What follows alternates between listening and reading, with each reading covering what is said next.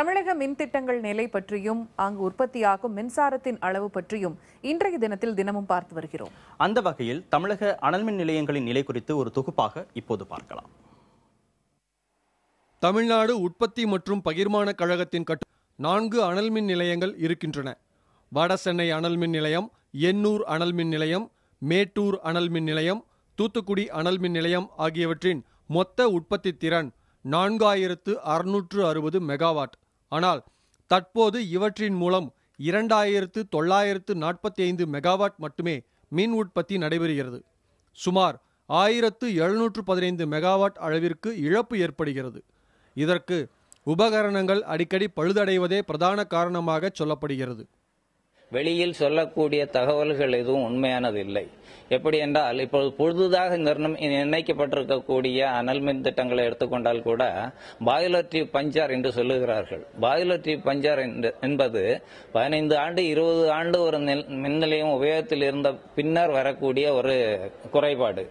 புதிதாக நிர்ணயிக்கப்பட்ட ஒரு அனல் மின் நிலையத்தில் பாய்லர் டியூப் பஞ்சர் ஆகிறது என்று சொன்னால், ஒன்று அது பொய்யான தகவலாக இருக்க வேண்டும், இல்லை என்று சொன்னால் மோசமான குவாலிட்டி மெட்டீரியலில் அந்த பாய்லர் டியூப் எல்லாம் போட்டிருக்க வேண்டும். இந்த 2 காரணங்கள் தான் இருக்க முடியும்.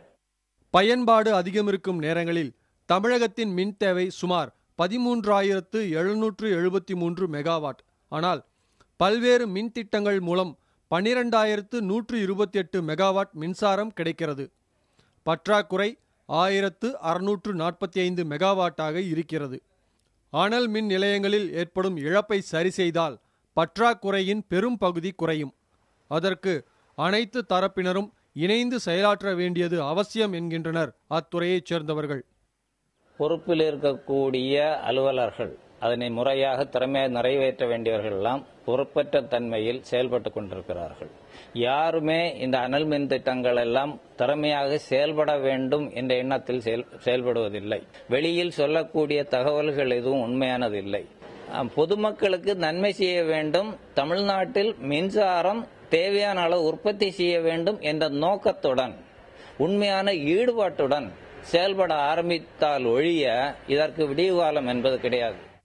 நிர்வாக சிக்கல்கள், அரசு தரப்பு மெத்தனங்கள் என பல காரணங்கள் இருந்தாலும் தனியாரிடமிருந்து மின்சாரத்தை வாங்கி தமிழகத்தின் தற்போதைய மின் பற்றாக்குறையை தீர்ப்பதில் அரசு கவனம் செலுத்துகிறது.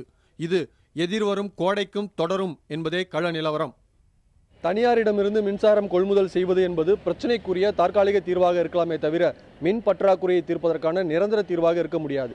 தமிழகத்தின் மின் பற்றாக்குறையை சுய உற்பத்தியின் மூலம் பூர்த்தி செய்து கொள்வதற்கான அனைத்து நடவடிக்கைகளையும் அரசு மேற்கொள்ள வேண்டும் என்பதே அனைவரின் எதிர்பார்ப்பாக இருக்கிறது. புதிய தலைமுறைக்காக செய்தியாளர் ஸ்டாலினுடன் ஜெய்சங்கர்.